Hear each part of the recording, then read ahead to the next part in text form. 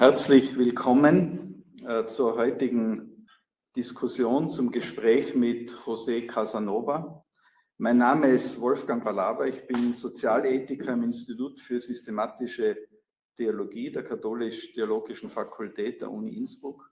Im Namen dieser Fakultät und dem Institut für Soziologie, deren Leiterin Professor Kristina Stoeckl neben mir sitzt, begrüße ich Sie alle heute zu unserem Gespräch mit José Casanova, der uns online aus den USA zugeschaltet ist und den ich auch recht herzlich begrüße. Dankeschön, gleichfalls. Für deine Bereitschaft. Das Gespräch wird auf Englisch geführt werden und daher wechsle ich jetzt ins Englische. Yesterday, exactly 2 months ago, Putin's army invaded Ukraine. A lot of debates that followed focused mainly on geopolitical questions, strategic or military questions. Today, we will focus on the religious dimension of this war, and I'm very glad, and I think many of you are glad, that we are today joined by two real experts on this question. Let me shortly introduce to you both of them. And I start not traditionally with José, who is farther away. He's one of the world's leading scholars in the sociology of religion and a senior fellow at the Berkeley Center of Georgetown University, where his work focuses on globalization, religions, and secularization. He is also Professor Emeritus at Georgetown University, where he previously taught in the Department of Sociology and the Department of Theology and Religious Studies. He started, and that's very important for us in Innsbruck, his academic career here in Innsbruck as a student of theology a couple of decades ago. And he became an honorary doctor of our faculty, and we are proud about that, in 2010. He also worked and published on Ukraine since the end of the Cold War.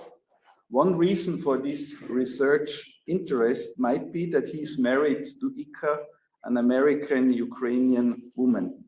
His most famous book is Public Religions in a Modern World from 1994. That was just a few days ago celebrated at the Berkeley Center with Charles Taylor, Hans Joas, and a bunch of important people and academics. There are, of course, José Casanova published many more books and articles, but we don't want to talk about your publication list, but about Ukraine, and we are glad that you are here. Kristina Stoeckl is professor of sociology at the University of Innsbruck. Her research has focused on Russian Orthodoxy and post-secular conflicts. The post-secular conflicts research group, and there is also a colleague, Dimitri, among us, has produced path-breaking research on transnational moral conservative norm mobilization, the Russian Orthodox Church as a global norm entrepreneur, and the religion-state relations in Russia and Europe. Kristina has published several books and articles that are also highly relevant for our conversation this evening. We are glad that you had the idea to have this conversation with José today, and you also will guide us through this evening. And so I hand over to you, Kristina. Okay, so thank you very much, Wolfgang, for the introduction, and thank you, José, for accepting our invitation. Instead of organizing a lecture, we have opted for asking questions and you answering questions. The interactive format is, I think, also easier to follow. And my first question, it derives a bit from the trip we had together in 2019. I'm very grateful you took me to Ukraine, to Lviv and to Kiev, and opened in a way also a part of the Slavic Orthodox world that I was less familiar with. And this world also opened for you at one point in your life. And can you tell us a bit more about your own story with Ukraine? How it started, how you started to get to know the country, your impressions of the first trips that you took there in the early 1990s when the country opened after the end of the Cold War and after communism and with the new independence. So this is my first question. Tell us a bit more about that. Okay, thank you, dear Kristina and dear Wolfgang, for the kind introduction. It's a great pleasure to be here with you to discuss these difficult issues, but very important issues. Actually, it all begins with Innsbruck. As Wolfgang said, I met Ika in Innsbruck. Ika was actually a refugee after World War II, was born in Aschaffenburg in a DP camp, and then moved to the United States with her parents and came to study in Innsbruck. Both of us studied from 69 to 73.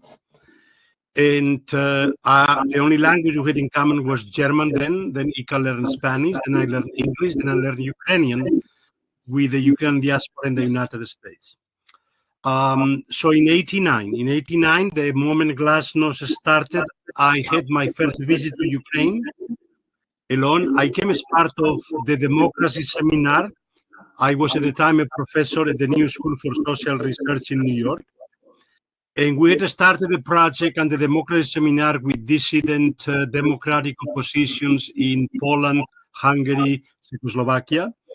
And I came to Ukraine to start a democracy seminar with a group in Kyiv, the Philosophical and Sociological Thought, a journal, and with a group of intellectuals in Lviv. When I came, my first impression was my encounter with Russophone Ukrainians, people who were Ukrainian speakers, some of them ethnic Russians, other ethnic Ukrainians, but did not speak Ukrainian. And I realized that is there a resonance? It's good? Okay. And I realized that many of those Russian speakers did not even speak Ukrainian, and yet they were full Ukrainians. And so I never accepted the notion that Ukraine was divided ethno-linguistically. And I realized that there were, of course, Ukrainophone Ukrainians, there were Russophone Russians, but the majority of the population in Ukraine were actually Russophone Ukrainians. And it was this multilinguistic pluralism that then opened the way for my understanding of also religious pluralism. The notion that the identities were not ethnically determined, but the same ethnic groups had different linguistic and religious identities. And therefore, Ukraine, and it was very clear, those committed to a democratic Ukraine, Russophone speakers, very clearly had a model of a civil nation, a Ukrainian nation that was not based on ethnicity, but on the people of Ukraine, a civic territorial conception of Ukraine where all Ukrainians, Russians, but also many other Armenians, Poles, etc., were all equal citizens of the new Ukraine. And so this was a process to which really opened my eyes to a possibility of a new democratic development in Ukraine. Okay, thank you. I mean, this was actually, I want to follow up on that, because then in 1998, you wrote the book chapter, and I believe you also wrote it as an article actually, on ethno-linguistic and religious pluralism and the democratic construction in Ukraine. And in this article, if I just rephrase the argument, you describe Ukraine as a special Orthodox majority country because it is religiously pluralistic and it follows a denominational rather than an ethno-linguistic pattern of religious organization and self-understanding. And now in my question, there are already quite a lot of assumptions that I think you should maybe unpack a little bit for our audience.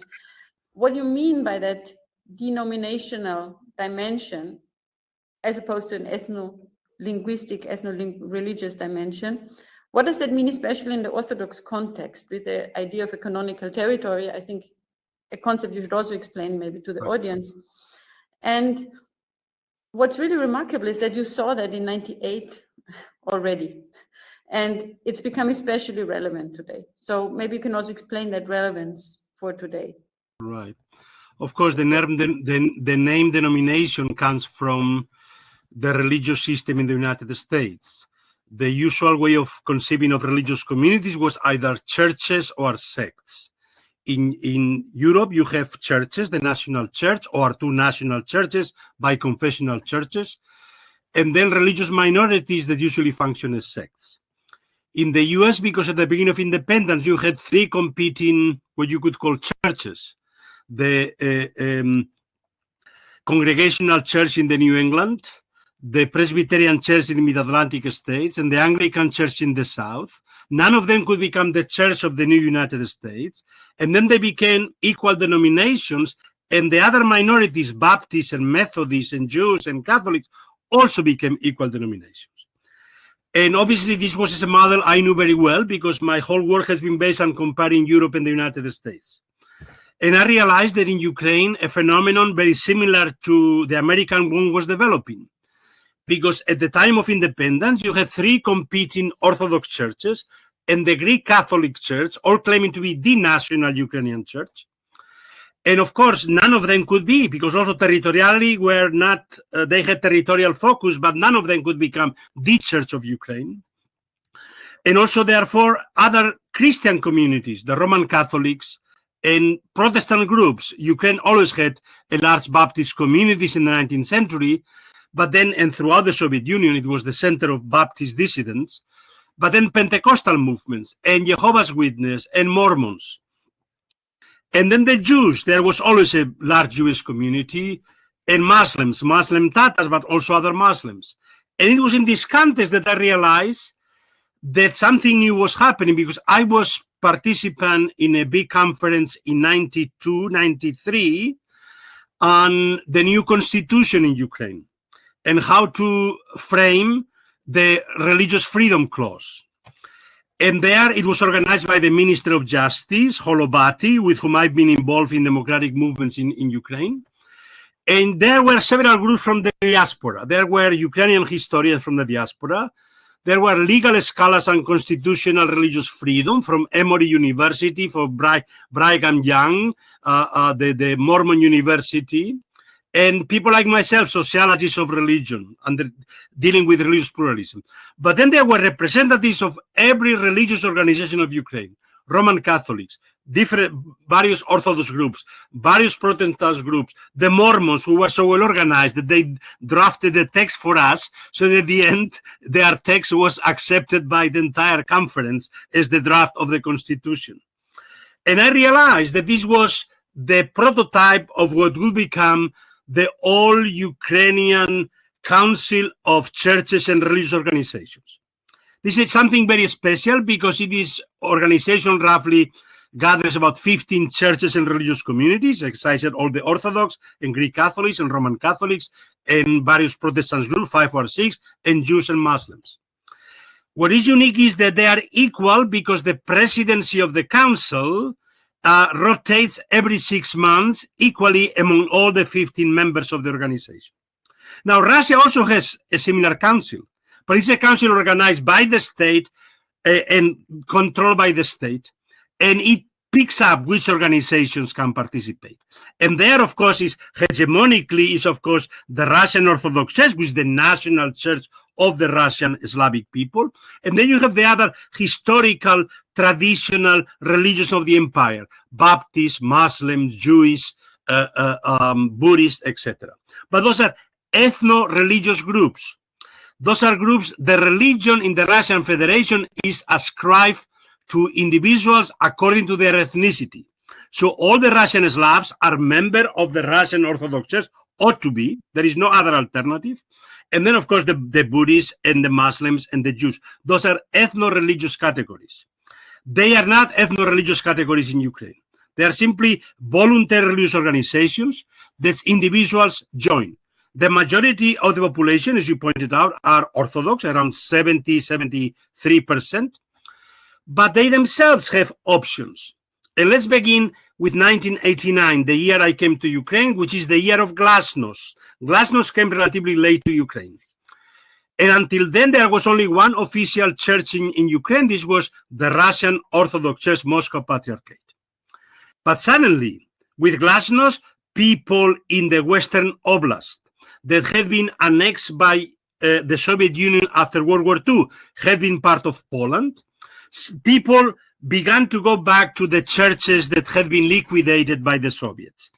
The Greek Catholic Church, the Ukrainian Autokephalos Orthodox Church. So there were options. So in the Oblast Lviv, which is probably the most religiously pluralistic oblast of all of Ukraine, about 51% of the population went back to Greek Catholic Church. But over 30% remain Orthodox, but now in three different versions. The historical Autokephalos Orthodox Church that goes back to the Bolshevik Revolution, but had been suppressed again and again.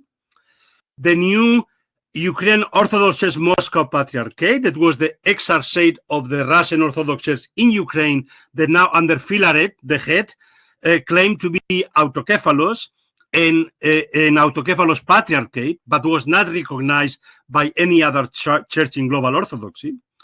And, of course, the Russian Orthodox Church Moscow Patriarchate. There were also Russian Orthodox Church that remained, but the Russian Orthodox Church Moscow Patriarchate also changed its name to the Ukrainian Orthodox Church.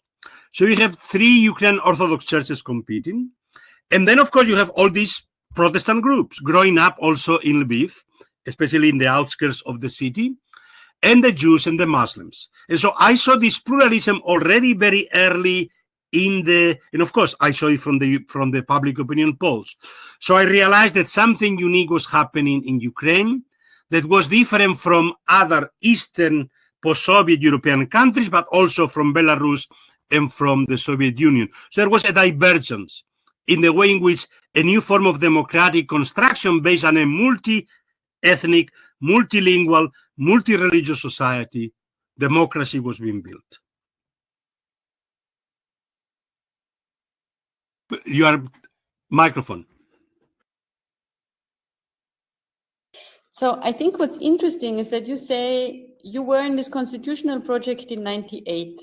And 92, actually, it was 92, 93. The constitution was passed in 96. Yes, because just to remind the audience, in also the Russian Federation in 91, still at the time of the Russian Soviet Republic, gave itself a rather liberal law on religion, on religious freedom. And that law has an interesting story because parts of the authors came out of a religious dissident tradition. So Sergei Averintsev was at the time a Duma member. He was also part of that group that wrote that clause at the time. In 1997, the Russian Federation changed its law on religious pluralism, and it introduced this law that is in practice now, that gives a privileged position to what they call the religious traditions, the traditional religions of the Russian Federation, the ones that you enlisted. So the Orthodox Church, Catholics, Protestants, Jews, Muslims, Buddhists. And it introduced another clause that was very problematic, namely that only churches that had been present on the Russian territory for 15 years could register. Now, this law in 1997 meant that none of the new, especially Western evangelical Protestant churches that had been missionizing and mobilizing in Russia in the early 1990s could register. Now, there's a lot of research on why that law in the end was not so onerous, and some people managed to register and so on. But just also for who is listening to us and who is listening to us online, that was really a very different, in Germany we would say, Weichenstellung for the religious situation in the two countries. Right. And it's also very important that you pointed out the pluralism inside the Orthodox world. Because you did, maybe not just to explain that concept again, the concept of canonical territory that is mostly respected in many Orthodox majority countries means that on one specific territory, you have one Orthodox jurisdiction. So the Patriarch of Moscow is responsible for the people that are in the jurisdiction of his patriarchy, and another patriarch, let's say the Patriarch of Belgrade, cannot open a church on this territory. So in Moscow, you can have you have Orthodox churches, but they all respond in a way to the Patriarch of Moscow. And compare this with the situation in the diaspora, compare this with Vienna or with Innsbruck. In Innsbruck, you have the Serbian Orthodox Church, a Romanian Orthodox Church, and a Russian Orthodox Church. In Vienna, you have a Greek Orthodox Church. So in the diaspora outside, in non-Orthodox majority contexts, you have in one and the same place different Orthodox churches. In Orthodox countries, that's not the rule. Actually, many perceive that it is against the rule. Right. And Ukraine is really, I guess, except maybe for the old patriarchates like Alexandria and Jerusalem, Ukraine is the only Orthodox majority country where you have these overlapping jurisdictions. And now this brings me to my third question, in which you can maybe elaborate on more this also very special status of Ukraine as an Orthodox country. In 2018, the Ecumenical Patriarch of Constantinople has recognized an independent autocephalous Orthodox Church of Ukraine. This church now exists for almost 4 years, side by side, with the Ukrainian Orthodox Church of the Moscow Patriarchate, the Ukrainian Greek Catholic Church, and all these numerous other religious organizations you mentioned. You have described this constellation in Ukraine as a situation in which the churches of the three Romes coexist. This has also been perceived as a provocative thesis. So I would like to ask you to explain in more detail what you mean by that, and what is, in a way, the global relevance, the relevance for the Orthodox world for this, and is Ukraine an example to a certain extent in your eyes, and for what? So the three Romes. Yes. Before answering this question, let me simply emphasize a point and your response to my thesis about that at the beginning in Russia, the situation was very similar. And indeed, this is what is different. The fact that the state really established a secular constitution, a secular government, based on the dual principle of no establishment and free equal exercise for all religious communities. And this has been maintained in Ukraine, despite different governments that may have favored one Orthodox national church over others. And I began in 1989 because the Moscow Patriarchate would have liked to have the same structure in Ukraine. The Moscow Patriarchate always claimed that the Greek Catholics are uniatists that have no right to be in Ukraine, that the Ukrainian Orthodox are schismatics that have no right to be in Ukraine, that the Protestants are heretics that have no right to be in Ukraine. Now, what you say is the Orthodox was actually also the Catholic model up to the religious wars. The problem was there could only be one Christian bishop in a city, not two Christian bishops. And so this was the problem. Even those religious communities that were for collaboration with the other Christians, that were for Christian communion, could not conceive the notion of the multiplicity of Christian churches in the same city. And this is what all the churches in Europe had this conception. Only the sects broke away from this conception.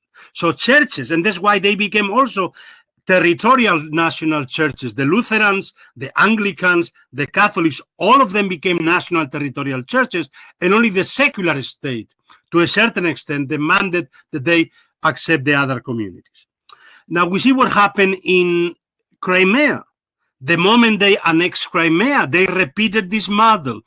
Only the Russian Orthodox Church was allowed. The others had to register. And of course, those who were either Ukrainian Orthodox or Greek Catholics or let's say Protestants didn't like, or Muslims didn't like, were not able to register and had to leave, or they were suppressed. And the same happened in Luhansk and Donetsk. So actually, this will be the model they will try to incorporate in the new occupied territories in Kherson, in Kharkiv and Donbass and Donetsk. So this is important because the argument I'm presenting is that the three Roms have a chance, an opportunity to learn to live with one another, not yet in communion, but precisely recognizing each other as sister churches without trying to unify into one single reunited church.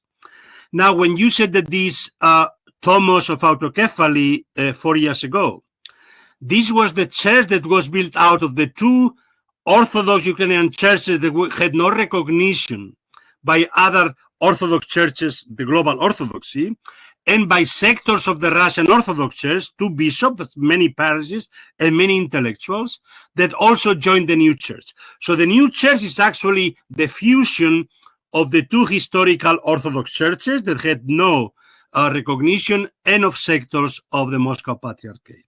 And today, the story is repeating itself. There are many parishes, some bishops, many intellectuals who cannot accept staying within the Moscow Patriarchate when the Moscow Patriarchate is sacralizing and blessing this war, and that are asking either for Metropolitan Onufriu, either for autocephaly or for joining with the under ecumenical patriarch.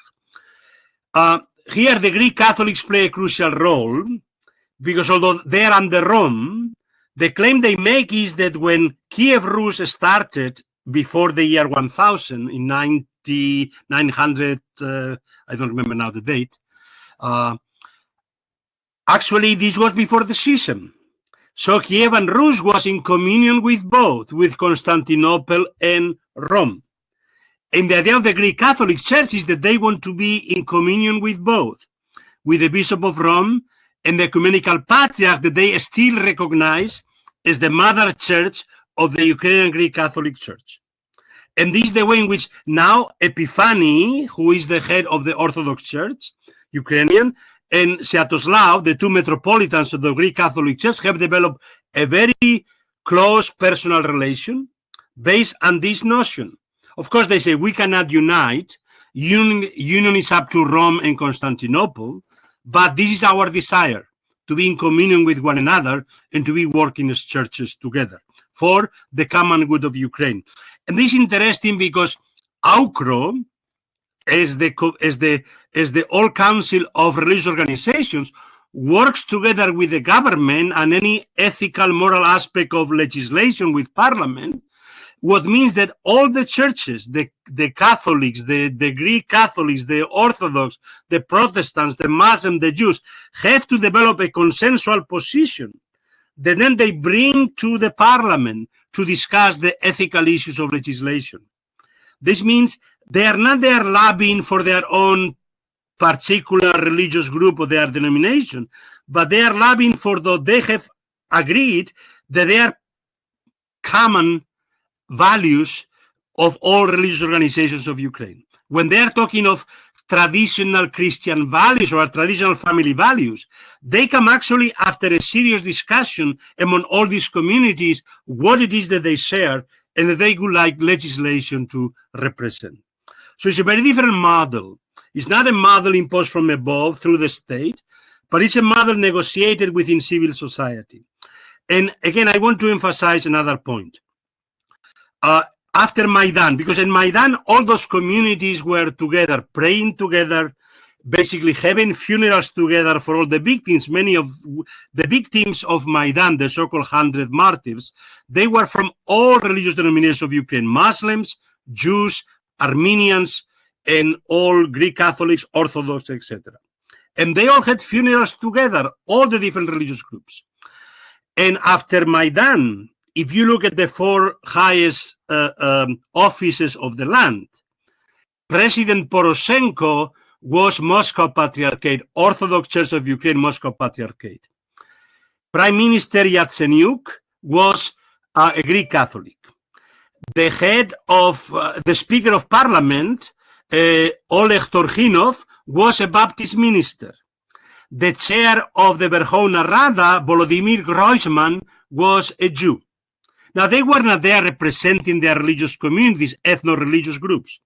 They were there as citizens of Ukraine elected by other citizens of Ukraine, not because they were Jews or Catholics or Baptists, but in spite of it. So religion is a public issue that enters the public sphere, but not representing ethno-religious communities or the interests of particular communities. And this is very important. If these three churches, of course, when I wrote this 2 years ago, the Moscow Patriarchate, I would assume, will still maintain or remain an important religious community in Ukraine. Today, this may not be the case anymore. It will be very difficult for the Russian Orthodox Church to maintain a viable, recognized presence in post-war Ukraine. We don't know what will happen. But I hope that something remains, that they are not forced to abandon their own identity, that people, believers. The point I want to make is not churches that have rights, it's individuals that have rights. And they have rights to join their own religious community. Ukrainians that want to belong to the Russian Orthodox Church have the same right as Greek Catholics, as Protestants, as Jews to belong to their religious communities. And in this respect, I hope that whichever comes out of the war will not be one in which there is discrimination of those people that want still to belong to the Russian Orthodox Church as believers. Of course, what you cannot have is to have an organization, institution that actually functions as an institution of the Russian Federation in Ukraine. This is a different issue. Okay, thank you very much. So maybe also just for our audience to stress again what Jose has been saying here is that even in the situation of the war now, the move has not been to unite all the Orthodox under a national Ukrainian Orthodox Church. But the tendency that appears to be there now is to maintain a pluralism of Orthodox churches on the Ukrainian territory.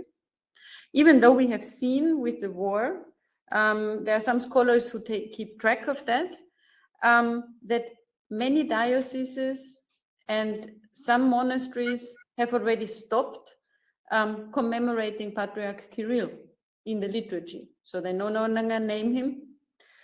But this does not automatically mean that they join the other church, that they now become part of the Orthodox Church of Ukraine, of the Constantinople Patriarchate. Actually, I think there will, as you say, there will be a strong resistance. I think there's more a tendency now to try to define a different identity within the Russian Orthodox tradition in Ukraine.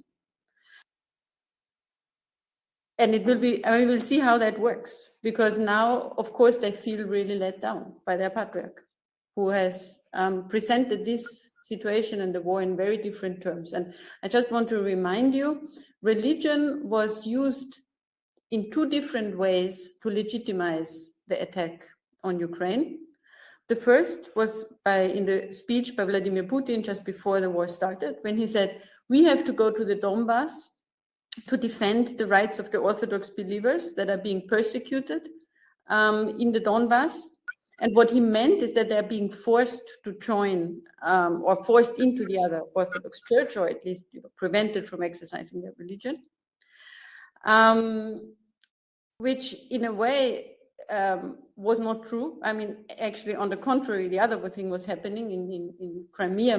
Many people were forced to join the Church of the Moscow Patriarchate. I mean, I'm sure that there have been issues on church property in some parts of Ukraine, but certainly not in the Donbass, which was the argument where they went there. And the other moment where religion was used in order to justify the argument was by Patriarch Kirill in his sermon on March 6, where he says, this is a war to defend Orthodox Christians against the West and against liberal values. And maybe you remember that because it was much discussed also in the media. He said, because you know the West has a test of loyalty, and it is the holding of gay parades. So basically saying that Ukraine is losing the right religion. Ukrainians are being sort of led into abandoning the true faith, and that's why they have to be conquered.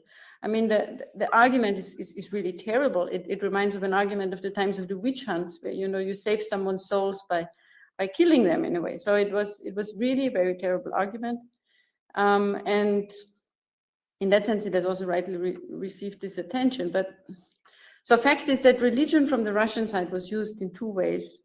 And I think our discussion now here has shown that the religious situation in Ukraine is profoundly misrepresented, and not only, and also misunderstood. So in Russia. So it's misrepresented willfully, but I think it's also misunderstood. I really think that there's a big lack of understanding of what the Ukrainian situation was.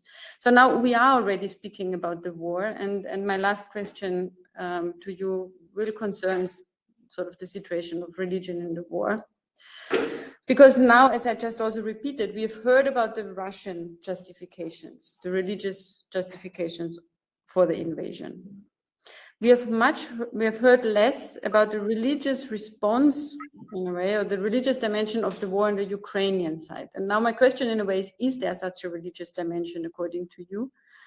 What role does religion play in the war for Ukrainians? And I think it's a relevant question, especially after Orthodox Easter yesterday, where we saw images of people going to services. And I mean, this is a very dark moment, and it's hard to think in a way about optimistically, but if we try to do that for a moment, so what role do you think could religion play in putting sort of an end to the war and even reconciling eventually? Well, of course, this is a very difficult question, but we need to think about it, and we need to think precisely now, really, to prepare the ground for the future. I've always argued that French Catholics already addressed themselves to German Catholics in the midst of World War II to prepare the reconciliation later. So it was the French Catholics that began Pax Christi as a movement to begin reconciliation with the German Catholics. And it was the Polish bishops that started the dialogue with the German bishops, again, in the midst of Soviet Poland and Soviet Germany in the 60s, something that was not understood by any of the nation states. But it was something that needs to be done. And I'll give you two anecdotes. I don't know whether I actually sent it to you yesterday. As you have seen, all of you, President Zelensky has been extremely, I would say, articulate in being able to convey messages to very different audiences, to the Ukrainian people for unity, for support, for strength, and to all the audiences outside for help to Ukraine. Yesterday, it was striking to see him going into Święta Sofia, the great shrine of Kievan Rus, with the great Oranta, which is copied after the Święta Sofia in Constantinople. And there you have a Jewish president appealing to God the Father, but making clear that at the Oranta there is a passage from the Psalms, from Solomon, about how God somehow dwells in the cities and protects the cities.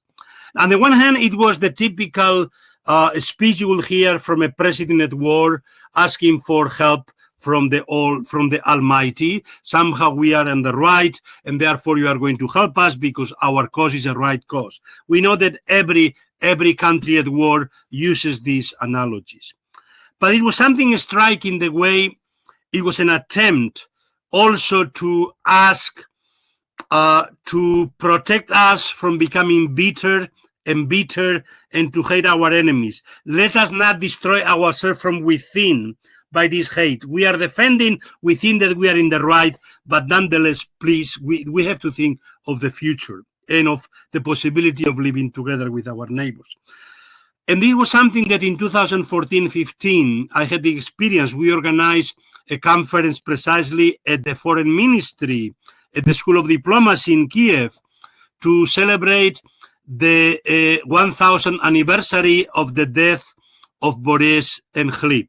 Saint Boris and Saint Gleb are the two first saints of Kievan Rus. Those were sons of Volodymyr that refused to take their swords against their brother and let themselves rather be killed by their brother, who wanted simply to take over all the lands instead of sharing it with their brothers. And so they became, by acclamation, of popular acclamation, they became the first saints that represented the notion of non-violent resistance in a feudal warring society.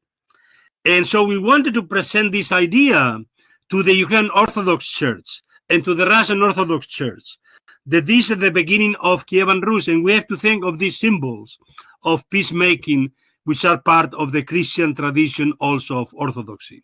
So we will have to use whichever resources we have precisely to work towards peace with justice, yes, reconciliation with truth. I mean, truth and reconciliation, we know that those are very difficult processes. You cannot simply have reconciliation without truth. You cannot have peace, long-lasting peace, without justice. But there has to be the possibility of these horizons of future possibilities, so that people can think of a future where they can live together. Thank you very much, Jose. So I said I would ask these 4 questions, and I think I now would like to turn to Wolfgang, who also wants to ask a question, and then afterwards we'll open. So yes, we already have. Jose, yesterday you sent a very critical article from a Canadian newspaper that Ukrainians in Canada, maybe also in the United States, but also in the Ukraine itself, are very critical of Pope Francis. So can you tell a little bit about that, and how do you see his role? I mean, he of course talks about war. He also condemned the war, but he does not mention the name of Putin. He doesn't mention the name of Russia. I mean, it's probably a very difficult path he has to walk as a representative of a religion in regard to his dedication to peace and nonviolence. So I think many of us would be interested to hear, first of all, what you also see in the Ukrainian communities outside and inside, and how you yourself see the role of Pope Francis. As you know, Wolfgang, I've been inspired by Pope Francis from the very beginning of his papacy. So it's not easy for me to challenge, I think, or to question the way in which he has dealt with this issue, the same way that some people question the way he dealt with the sexual abuse scandal. And I think there is an element here of aggression, the victim. First, you have to accompany the victim. Most of all, accompany the victim, and then you can begin thinking of other possibilities. I think there are 3 problems. One is I am fully for the idea that the Pope represents peace, global peace, peace between nations, and this is the fundamental principle he needs to represent. I have nothing against that, and I think he has made this point very clear. But the question is, how do you do it? He also has an argument of practicing the culture of the encounter. And he has done this with Kirill. He did it in Havana. And he did it again through a Zoom conversation. I have nothing against it, but also you have to be very clear what it is that these encounters are supposed to do, which kind of texts come out of these encounters, which are used by, let's say in this case, the Russian Orthodox Church and the Moscow Patriarchate, let's say to precisely basically argue about the fratricidal war, etc. And also, so I see three elements. One, a traditional Ostpolitik that has been trying to get, if you wish, relations with Russia, neglecting other dimensions which are crucial, about justice, about freedom, about recognition of other societies. This happened before John Paul II. John Paul II brought a change in Ost-Vatican politik, but there is an element which remains there. Then the second is Pope Francis himself not wanting to side with the West. And I think this is very important, that he doesn't side with the West and says this is a conflict between the West and Russia, and therefore I side with the West. No, his role is not to side with alliances, but also he is the one that, and the official Vatican policy are the ones that talk of it as a proxy war, and talk as a war between the US and Russia rather than a war against Ukraine. So here the agency, the subjectivity of the Ukrainians disappear, and they become simply victims in a geopolitical struggle. I think it's very important yes, there is this dimension, but the fundamental issue is the attempt to exterminate everything Ukrainian, the language, the religion, the independence, and this is a crucial issue. And I think that accompanying the victims at the periphery is a crucial aspect of this papacy. And here he has played too much the role of geopolitical neutrality, not siding with any of the two superpowers. So I think that some of the messages are correct. I also have nothing against the liturgical symbolism of bringing a Ukrainian and a Russian woman in the Via Crucis, but you have to be aware that this is also, to a certain extent, a superficial symbol. Of course, those are two women, are friends, they know each other, they do not represent Russia's aggression and Ukraine's victimhood. Of course, they do not represent it. So the fact that they are together doesn't mean that this is a symbol of reconciliation of Russia and Ukraine. So let's be serious about which kind of liturgical symbols do we use. And then, of course, that on Good Friday, the same day, Cardinal Krajewski, which is the personal representative of the Pope in Ukraine right now, and the nuncius went to visit Archbishop Pavlo, the abbot of Peczerska Laura, which is also a rather complex figure, not unlike Kirill, with the same kind of weakness for very expensive cars and very expensive watches, and that has also sacralized this war as a war of good against evil. And so there is, and then out of this meeting, again, but the Vatican is not even talking to the largest Christian church in Ukraine, which is the Ukrainian Orthodox Church in communion with the Ecumenical Patriarch. So yes, I am for practicing the culture of the encounter, but not partially here in this case with the aggressors and not with the church which is being denied even its right to existence. So I think that here is a question of a certain balance, which is not being taken. And I understand that my friends, my Ukrainian friends, are very disappointed in this respect with not only with the Pope, with the entire Vatican position on this issue. Thank you very much, Jose. At least for me, it was very helpful, the dimensions that you mentioned that has to be taken into account. So, Jose, we have questions in the chat.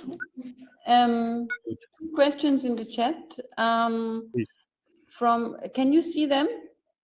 Let me open. Let's see whether If you go to öffentlicher Chat on the left. Yes. But I want to read the question to you by Johannes Kaup. I think I can read that away. He is a journalist of the Austrian ORF broadcast. Given the fact that the Moscow Patriarchate is actively ideologically supporting the war in Ukraine in the person of Patriarch Kirill and many others around him, which developments do you expect to happen in the Ukraine Orthodox churches in the relation to the Roman Catholic Church? So maybe you can deepen that. You already said some things to it. We already commented. There is already a process going on. Or do you want to read the second part? There's a second question. Yeah, second part. So yes, maybe very briefly. On the first part, we already see from the very first day of the war, you saw priests signing letters saying that they will not name the name of the patriarch, asking Onufriu, their metropolitan, to basically condemn the war. Onufriu was very slow. One of the symbolic gestures was asking for a pilgrimage to Mariupol on Easter to help humanitarian pilgrimage to help basically the civilians there, but it was not accepted by the Russian Orthodox Church. So there is very clearly another historical movement of the many that has happened every time there is an opportunity away from Moscow. It happened in the Bolshevik Revolution. It happened again under World War II. It had happened with Glasnost, and it's happening again. It happened in 2014. It was the war in 2014 that led to the reunification of Tomos of the Church, and now a new kind of probably new non-recognized church, autokephalos, Ukrainian church is going to develop, and eventually, I assume, will be reunited with the Orthodox Church and the Ecumenical Patriarch. With Rome, one of the people are beginning to talk of the possibility of reunion between the Ukrainian Greek Catholic Church and the Orthodox Church. I would very much disapprove of such a move. I think it will be very bad for Ukrainian democracy, for Ukrainian pluralism, and the notion of a Ukrainian national church. I don't think that this will be very good for Ukrainian Christianity and for Ukrainian democracy. So I hope this doesn't happen, but the Vatican has to be very careful because obviously there is a lot of unhappiness in the way in which the Vatican is. This is the church which has suffered probably most than any other church in defense of its faithfulness to the Universal Catholic Church and to the Universal Papacy, and to see that they are not taken seriously and that they are rather, the Vatican is more ready to maintain its contact with the Moscow Patriarchate, even at the expense of the Greek Catholic Church. This may be a problematic development. I hope it doesn't get to that, but we should be careful of possibilities. As to the second one, yes, it is. Yes, I mean, one of the problems, again, I think that this crisis represents is we know that Pope Francis was trying to overcome the tradition of just war theory to go to a no war, peace, making at any cost, which I think is the right eschatological position. But before the kingdom of God comes, there are likely to be wars. And a purely pacifist position of appeasement is not going to help the victims. It is only going to basically give room to the aggressors.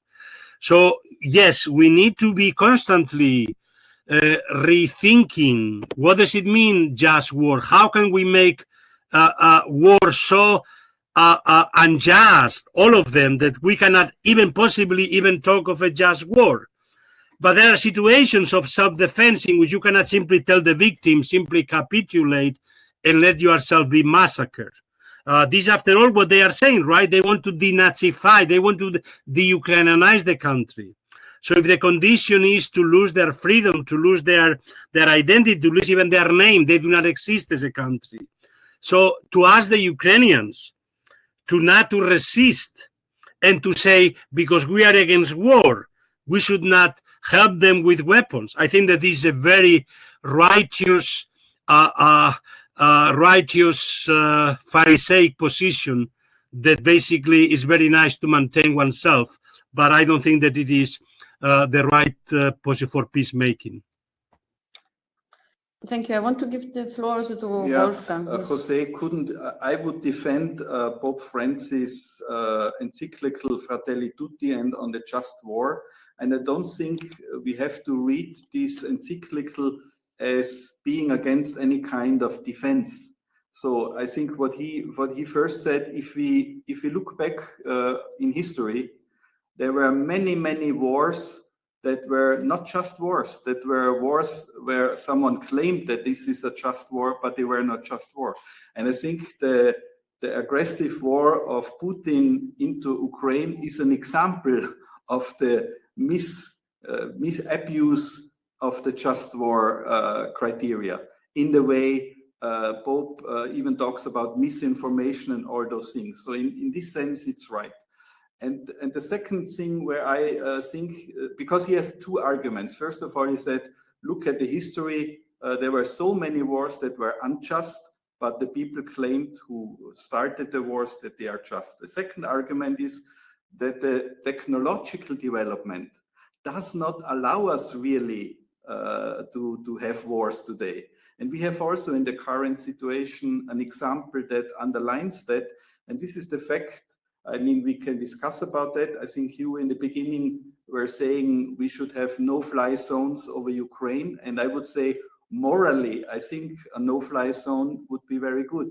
But if you talk to military experts, they are very scared by doing that, because meaning to go with NATO to have a no-fly zone means you have to bomb probably airports and other facilities in Russia. So the military experts say, because of the threat of nuclear war, we cannot do what we could do militarily. So this is again an example that we are in a stage of our world where, because NATO is, I think, 13 times stronger than Russia. So if you would really go into NATO, you could do that, but then there is the risk of a nuclear war. So therefore, I would not read the encyclical as being against defense. And I worked on Gandhi the last 2 years, and even Gandhi said in a very interesting quote in December 1939, that he says, I, as a representative of nonviolence, distinguish between different types of violence. And there is a distinction between aggression and defense. And this distinction remains morally valid. And the people who are in favor of nonviolence should be aware of that. But then he also says, the danger is always that the defender is over the long term caught into kind of spiral of violence and in mirroring the violence of the aggressor, and that's very dangerous. But that just means that's the long-term perspective, and so I fully agree with both. I fully agree with both points. But the problem what this war has made obvious is that you have a superpower, who is the president of the Security Council of the United Nations, and that has threatened nuclear war for its own national interests. So it basically has made us aware that the global order we have now is simply non-sustainable. And we cannot allow such a power to use threat against basically its neighbors. Because the argument was that it's not only Ukraine that has no right to be at NATO, but the Baltic countries and Poland and none of Romania. They said basically it should go back to Berlin, NATO. And obviously this is denying these European countries the right to be in self-defense and joining their own alliance. I understand even the point of the Pope reminded NATO that perhaps this money could be used wiser otherwise. But this is not also the time to say such a thing. I understand that his task is to be critical of geopolitics.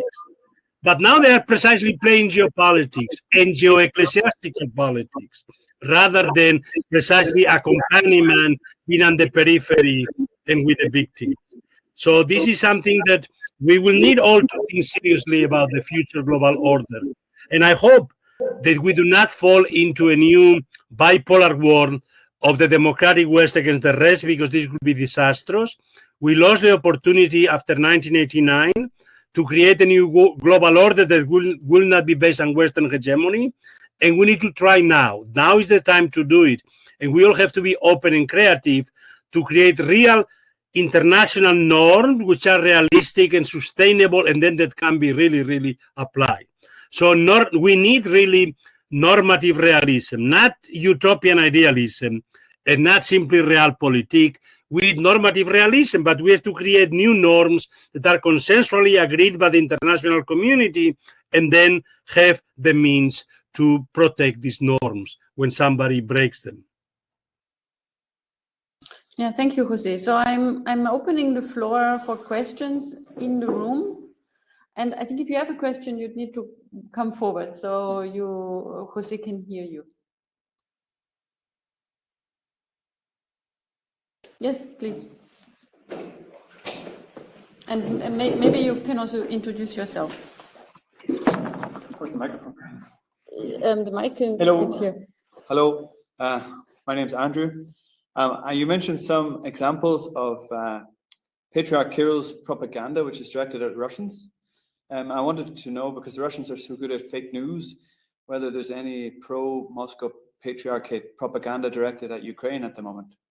Because I didn't get any of that. Thank you. I mean, maybe I can meanwhile, because since I'm also following, so of course there's a Russian propaganda now directed at Ukraine and Ukrainians. Now it's very hard for us to understand how this is received by the Ukrainians.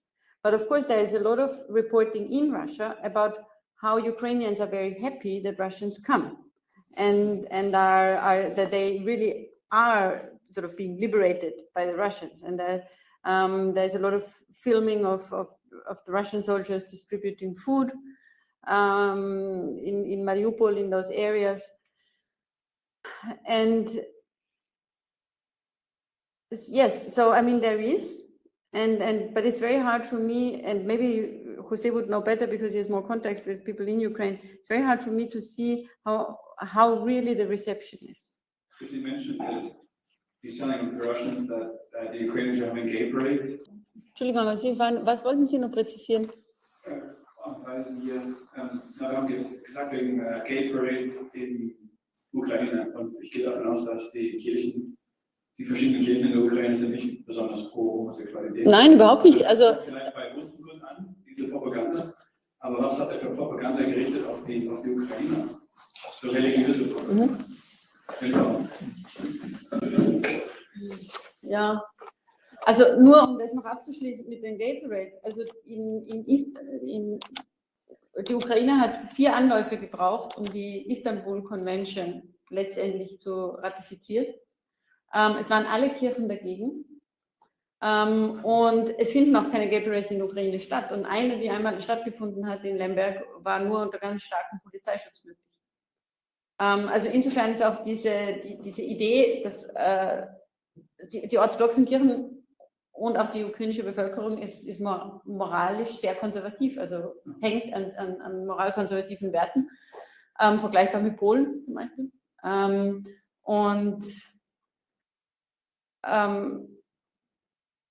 Deswegen mein Widerspruch kommt in der Ukraine bei den Christen in der Ukraine, Kirchen in der Ukraine als lächerlich an. Ja. Es ist nur für die Russen gedacht. It's working now? It's working finally. I lost it and I couldn't get in. I tried several times, but now it seems it's working. So the question that Andrew asked was how this propaganda of defending Ukrainians against bad liberal values, the gay parade question, how that is actually received by Orthodox Christians in Ukraine, which, as we know from opinion polls, actually are rather conservative, and they're also not in favor of gay parades. So what is the Russian propaganda directed at the Ukrainians? That's why I argue the importance of this Council of Religious Communities that precisely discuss these moral issues of family values and how to protect family values.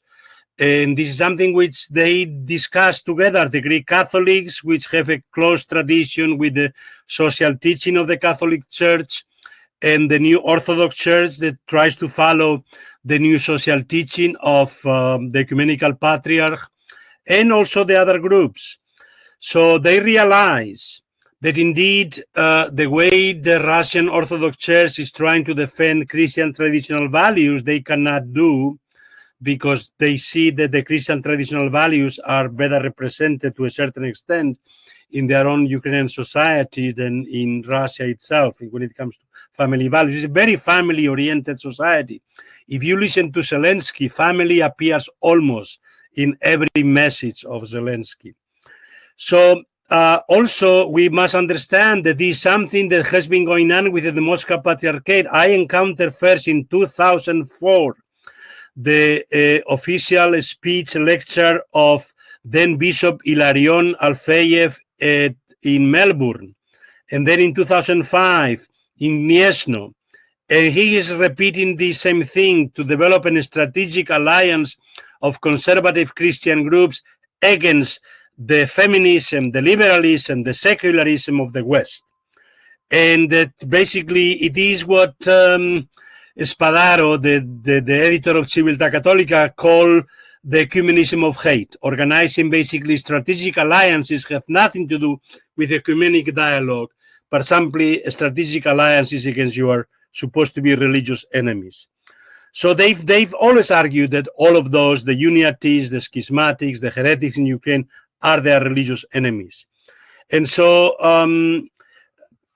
they've used the Orthodox Church Moscow Patriarchate, but also very hard that most people do not follow it. Even when the Ecumenical Patriarch visited KU in the anniversary of independence last August, it was the 30th anniversary, and they try to boycott, and they organize a few demonstrations against the Patriarch. But public opinion polls show that even within the so-called Moscow Patriarchate, the Ukrainian Orthodox Moscow Patriarchate, a majority of the people, of the faithful, were in favor of the visit of the Ecumenical Patriarch. So one has to distinguish between the fact that these people belong to the Russian Orthodox Church or the Ukrainian Orthodox and Moscow Patriarchate because it is the religion of their parents, their families, their ancestors, and really following the Russian nationalist line against Ukraine. And this, I think that they're not very successful.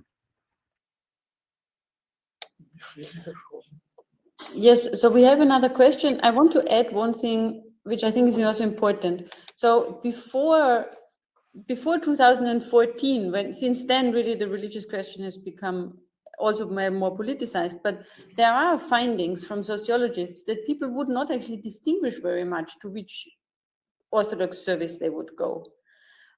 So before 2014, people would probably rather go to the closest Orthodox church and not necessarily, or to the priest they liked most, and not necessarily ask which patriarch is named in the liturgy. So this has become more pronounced now, this in a way of deciding and identifying. Okay, so Jose, there is another question in the chat by Michaela Kast-Neulinger. In the past, processes of reconciliation always needed a first step, often taken by charismatic figures who took the risk of this step. Who could be these figures today, tomorrow? Do you see any? I see the people that's why I think one crucial role would be a visit of jointly of Pope Francis and the Ecumenical Patriarch to Ukraine could play a crucial role in making clear that this is not a conflict also between Orthodoxy and the Roman Catholic Church. Obviously, there are individuals. I'm not going to name individuals. As I mentioned in 2014, 2015, there were initiatives from the Greek Catholic Church. The Ukrainian Greek Catholic Church has played a crucial role in internal Ukrainian ecumenism because precisely they view themselves as being in communion with both, with Constantinople and with Rome. We must understand, to understand the dynamics in Ukraine, that all those churches other than the Moscow Patriarchate, they were together as dissident religious groups in the Gulag. They knew it, they met there, Baptists, Greek Catholics, Ukrainian Orthodox, Jewish refuseniks, Muslim Tatars, all of them met together in the Gulag as dissidents. And this is an experience that has been continued in the independent Ukraine. So my hope is not so much in this particular case of any particular individual, because there's nobody in Ukraine that can represent all of Ukraine in this sense. But really, out of the inter-religious dynamics that happen already, which are available, which are already existing in Ukraine, this is where I would put my hope. And I think that this is why it's important to maintain a group within the Moscow Patriarchate in Ukraine that can be part of this all-council organization. With Volodymyr Sabodan, when the previous metropolitan, he was in much better relations with the even with Filaret, and certainly when Metropolitan Sviatoslav was consecrated as the Archbishop of Kiev in the left bank for the first time, what was supposed to be a Galician church came and established its cathedral in Kiev, and he also shares the same title, Metropolitan of Kiev and all Ukraine, or Halets, they call it. But so the other three metropolitans of Kiev with the same title, then the Autokephalos Church, Sabodan of the Moscow Patriarchate, Filaret didn't join, but Soryayev Strati, the Archbishop, also joined. All of them came to the celebration. So this ability, this possibility, as you point out, that Orthodox in Ukraine, many of them still don't want to take sides. and that view themselves as simply Orthodox or simply Christians, is a reservoir of possibility for opening a dialogue. It's not going to be easy, certainly not while the war is going on, and it will hang also from which kind of resources still are there within the Moscow Patriarchate, within the Russian Orthodox Church, for a post-Kirill and post-Ilarion church. So it will be, of course, we need a lot of both internal and external favorable circumstances that could make this possible. Okay, thank you very much. I think we have time for one more question, or even two, if there are some in the audience.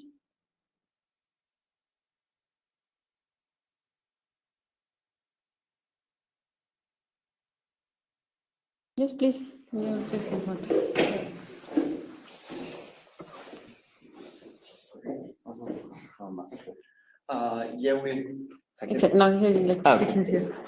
We heard already that after the annexation of the Crimea and also now in Luhansk and Donetsk, not every religion group was formally registered, is now allowed to be in a formal institutional complex.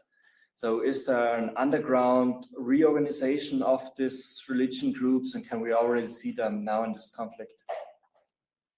In the occupied territories? Yeah, exactly. Thank you. Well, what happened is that those who did not want to join or that were considered basically not good Orthodox Christians were also persecuted. Some of them were killed. Ministers, Baptist ministers were killed. Some Greek Catholics, priests died. And it happens, we know of a few cases now during the war. We don't know whether it was by chance that they happened to be killed, not knowing that they were priests with their families, or whether actually they were killed because they were priests. What we know is right now, today there was the news that there is a movement of resistance within Kharkiv to organize, because there are attempts to create already occupied zones under Russian occupation and to organize referendums, quasi, basically fake referendums in, let's say, Kherson for a new independent Republic of Kherson and so on. So these movements are there. We know that the population was resisting, but of course, there are limits to the resistance of the civilian population under military occupation. But not so much underground movement per se, organized per se, but people willing to resist. We saw it on the streets, the first days of the occupation, that people were willing to come out in demonstrations with Ukrainian flags. But we don't know how long this resistance can be. If the occupation actually is consolidated in somewhere, let's say what they are trying to do, all the way from Kharkiv through Donetsk, Luhansk, all the way through the Black Sea, all the way to Transnistria, then obviously there were an attempt to create a new, if you wish, Russian Ukraine, or a new Ukraine. So to divide Ukraine into a pro-Russian and another independent pro-Western Ukraine. Ultimately, I assume that now that the original aim of undermining all of Ukraine probably is not viable for them. This, I assume, the goal that they have now. At least they have very clearly expressed it publicly. So we don't know under those conditions what will be the possibility for the existence of non-Russian Orthodox religious communities there.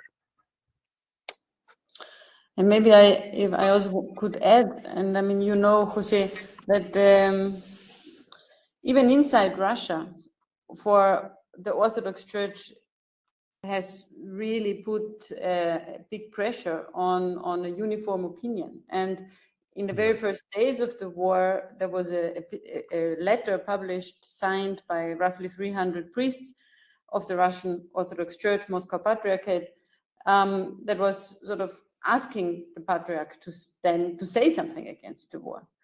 I mean, now 300 is not a large number, because the Moscow Patriarchate is probably around 40,000 active clerics, and then many of those who signed were actually in the West or in Ukraine.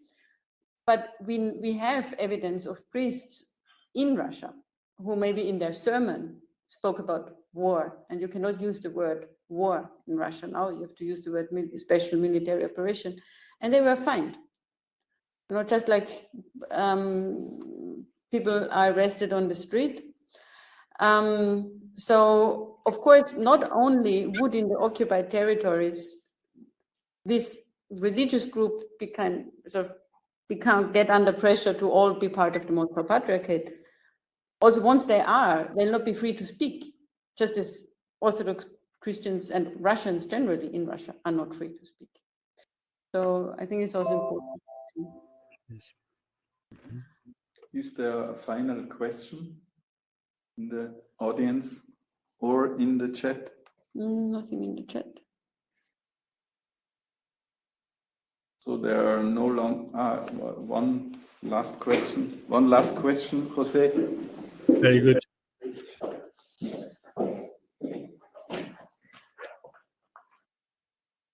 Martin Kirschner, just two small questions. Do you know anything about nonviolent resistance and a spirituality network about nonviolent resistance in the Ukraine?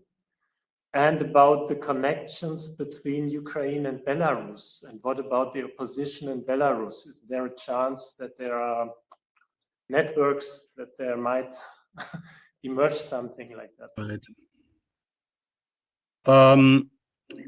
Concerning the first, there are obviously the principle of nonviolent resistance is alive in some small groups within, I think, all the religious communities, certainly within the Greek Catholics.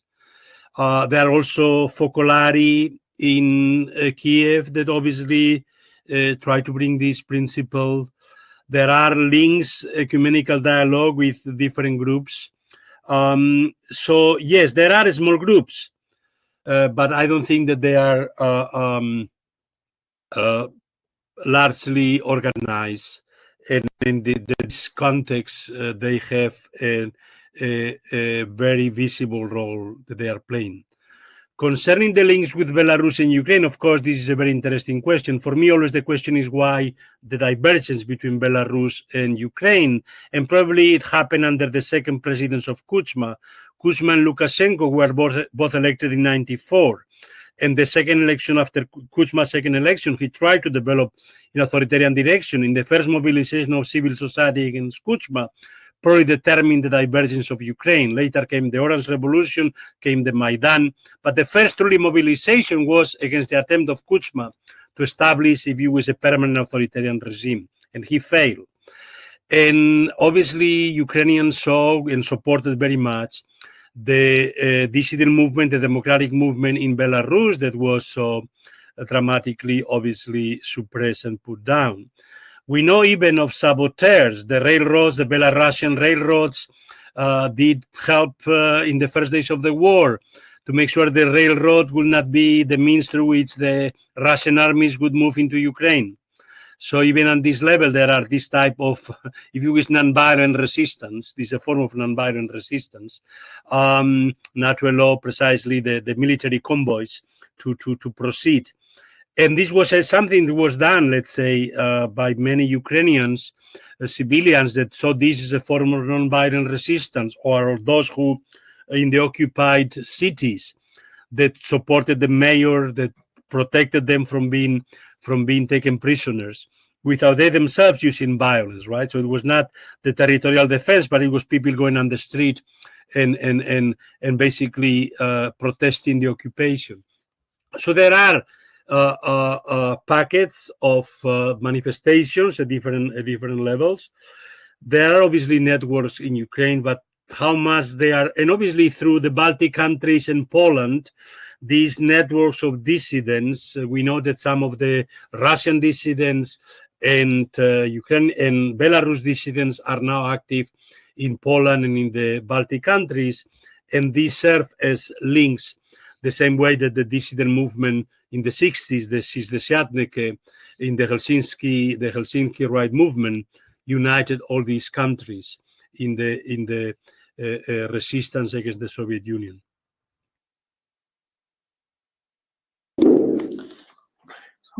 Yes.